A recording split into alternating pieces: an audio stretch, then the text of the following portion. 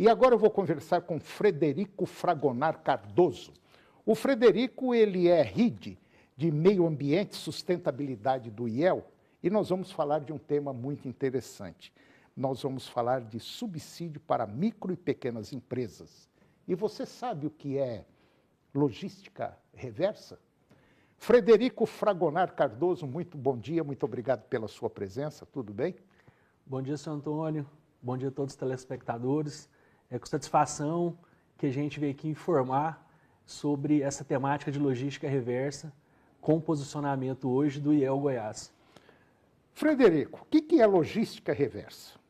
Logística reversa, senhor Antônio, ela é uma temática que ela já vem sendo utilizada, é até bom falar aqui num programa voltado para o agronegócio, porque o agronegócio foi um dos primeiros atividades econômicas que começou a praticar a logística reversa, que seja para as atividades de embalagem, destinação ambientalmente correta das suas embalagens, que iniciaram lá com os defensivos agrícolas, lá com os agrotóxicos, e temos vários exemplos dos nossos avós, dos nossos pais, fazerem aquela simbiose industrial com resíduos orgânicos, de colocar ali, varrer ali as folhas ali, colocar no pé de uma planta. Então isso é nada mais que uma compostagem. Então a nossa economia, ela era linear. Hoje a gente se fala muito da economia circular, onde os produtos que são industrializados dentro de uma fábrica, eles são enviados para um distribuidor, a partir da distribuição ele vai para um comércio, desse comércio ele vai para um consumidor final e desse consumidor final ele vai para uma destinação ambientalmente correta daquele resíduo, que volta novamente para a indústria. Só que a logística reversa hoje, ela está tratando das embalagens em geral. Essa temática do decreto, do que o Estado de Goiás regulamentou, se trata de embalagens em geral, que competem o plástico, o papelão, o vidro, o metal e sucatas metálicas. Bom, isso significa dizer o seguinte, que basicamente todas as empresas, vamos dizer assim, de maneira geral, estão sendo chamadas para resolver esse problema. Isso, Antônio. Na verdade, as grandes empresas, elas já estão dentro dessas normativas desde 2010, que essa legislação ela vem na Política Nacional de Resíduo Sólido, que é a Lei 12.305 de 2010. A partir de lá, alguns setores da nossa economia, como os agrotóxicos, como destinação de pneus, lâmpadas fluorescentes, pilhas e baterias, eletroeletrônicos, são acordos setoriais que iniciaram o processo de logística reversa. E agora, em 2023, o nosso Estado implantou, ele trouxe essa legislação que chama o Recicla Goiás para as outras embalagens em geral, que é o plástico, papelão, vidro e metais. Bom, é óbvio que tem centenas de milhares de indústrias, independente do tamanho, grande, média ou pequena, aqui no estado de Goiás, o Brasil todo.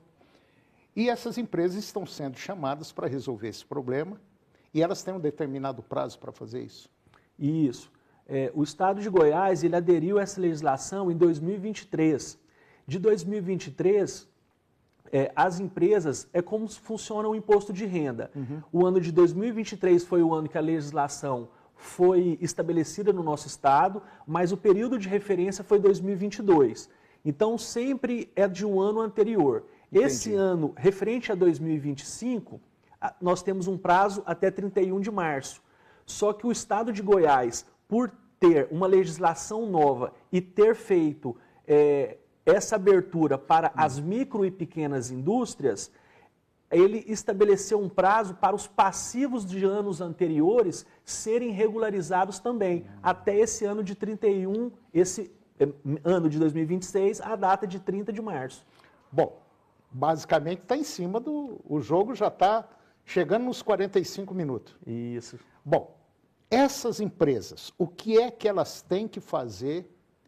Porque, com certeza absoluta, deve ter muita empresa que não sabe disso aí ainda. Sim, você concorda comigo? Concordo. Quer dizer, às vezes o cara tem uma empresa média, joga o papelão aqui, joga pelo menos pneu, que a gente vê de pneu aí nessa Goiânia, é um negócio absurdamente grande. O que a empresa tem que fazer hoje? Agora, em primeiro passo, eu tenho uma empresa que mexe com o quê? Com plástico, com caixa de papelão, com vidro. Quer dizer, o que eu tenho que fazer? Eu não estou sabendo de nada até o momento. O que eu tenho que fazer a partir de agora? Isso. Que eu ouvi essa informação. O primeiro momento é procurar uma entidade que consegue te passar as orientações para fazer a regularização referente a essa notificação que o Estado de Goiás acabou de emitir agora, no dia 16 de janeiro. Que, inclusive, está no Diário Oficial da União. Que é a Da União, não, do Estado de Goiás. Que está no Diário Oficial do Estado de Goiás. E esse é a princípio, a primeira notificação que vai ser enviada para as empresas de modo coletivo, e agora deve ser feito um envio de maneira individual, mas a empresa estando no nome dela ou não no diário, isso não quer dizer que ela não esteja obrigada a estar dentro da legislação. Então, o primeiro passo é procurar uma entidade que possa trazer essas informações, essas orientações com mais responsabilidade e com segurança também. E qual entidade seria essa? Hoje, a regulamentação, ela trata de quem? As obrigações são dos fabricantes, dos importadores, dos distribuidores e do comércio. Então, todos esses atores que estão na nossa economia, eles fazem parte de alguma entidade representativa. O pessoal do comércio é a FEComércio, o pessoal da indústria é a FIEG. Então, procurar suas entidades representativas que, a princípio, elas conseguirão dar um melhor atendimento ou dar uma melhor orientação de quem procurar para essa regularização. E todas essas entidades, por exemplo, que a minha empresa está vinculada, essas entidades, no geral, elas estão por dentro já dessas normativas? A princípio, sim, porque essas entidades, elas defendem os interesses não só das micro e pequenas indústrias, como das grandes indústrias. E para as grandes indústrias, essa é uma temática que ela já está assim, eles já estão regularizados e já vem tocando essa temática já há algum tempo. Então, a princípio, todas essas entidades representativas do nosso Estado, elas conseguem sim, se eles não conseguirem orientar, eles vão indicar uma entidade que eles tenham algum acordo de cooperação para fazer essas orientações e essa regularização. E o IEL entra onde aí?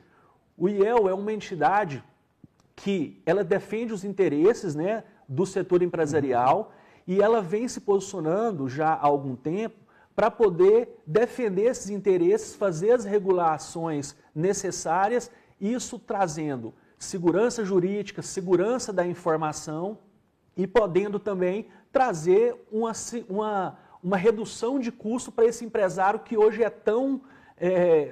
já está bem escaldado, bem né? escaldado, Com tantas coisas, né? Concordo.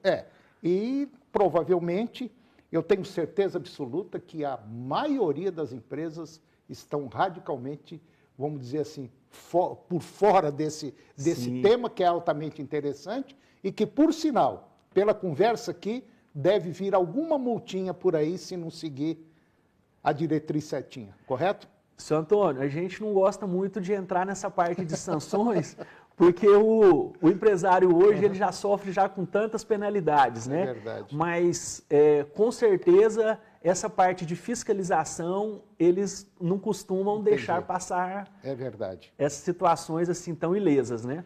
Bom, você que está nos acompanhando, que é empresário, independente do tamanho, fique atento. Qualquer dúvida, faz o seguinte, se você não souber aonde sua empresa está vinculada, em qual entidade, dá uma ligadinha lá no IEL e fala, olha, eu tenho uma empresa assim nesse ramo, eu estou vinculado aonde, o que eu devo fazer agora? Acho que é mais ou menos por aí. Isso. Então estamos lá para fazer essas orientações para todo que seja associado das entidades ou que não seja associado às entidades representativas do Estado. Estamos lá para dar essas orientações também. Tá certo. Frederico Fragonar Cardoso, RID de Meio Ambiente e Sustentabilidade do IEL, muito obrigado pela sua participação e até a próxima. Obrigado, Sr. Antônio.